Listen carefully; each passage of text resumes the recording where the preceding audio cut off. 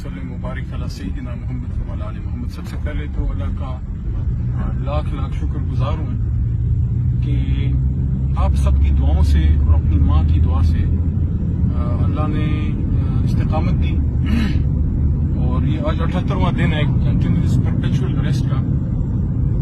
मैं इस बात पे खुश हूँ कि जिस विजन पे अपने चेयरमैन इमरान खान साहब के साथ मैं शामिल हुआ था, अल्लाह ने उसी पे साबित कदम रखा। जिस तरह अल्लाह ने दुआ भी बताई है कुरान में कि रब्बना अफ़रिग़ अलैना सब्रन वसब्बित अक़दामना वंसुरना अलल क़ौमिल काफ़िरीन।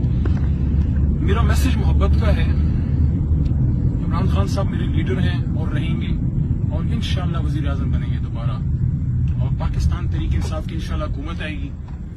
मेरा मैसेज ये है कि पाकिस्तान को सियासी इंतकाम की नहीं, पाकिस्तान को सियासी इस्तेहकाम की जरूरत है और इस वक्त इस मुल्क को एक पुरअमन तरीके से एक शफाफ इलेक्शन की तरफ लेके जाना चाहिए।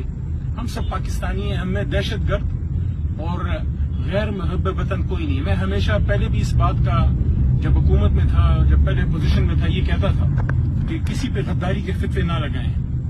आज अल्लाह ताला के करम से वो केस भी मेरे पे खत्म हो गया 9 मई का।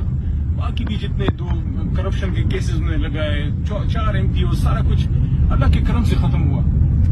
मैं ये भी कहना चाहता हूँ कि 9 मई को जो कुछ हुआ, जिन लोगों ने नुकसान किया, हमारी पार्टी की पॉलिसी नहीं है। हमारी पार्टी एजुकेटेड लोगों की जमात है और हमारा पुरअमन तहरीक है। हमारी जिसने गलत किया है उसको सजा जरूर मिलनी चाहिए। जैसे मैंने फेस किया है, मेरे पे गलत इल्जाम लगाया 9 मई का और अल्लाह के करम से मेरा केस डिसमिस हो गया, डिस्चार्ज हो गया।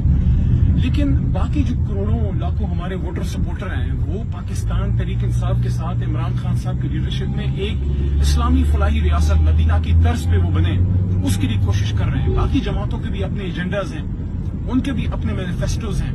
मैं किसी जमात को बुरा नहीं कहता, लेकिन ये जरूर कहना चाहता हूँ कि तहरीक इंसाफ जो मुल्क की सबसे बड़ी जमात है और इमरान खान साहब जो उस वक्त पाकिस्तान के नहीं उम्मत मुस्लिमा के बड़े लीडरों में से हैं, इमरान खान सब कुछ हो सकता है।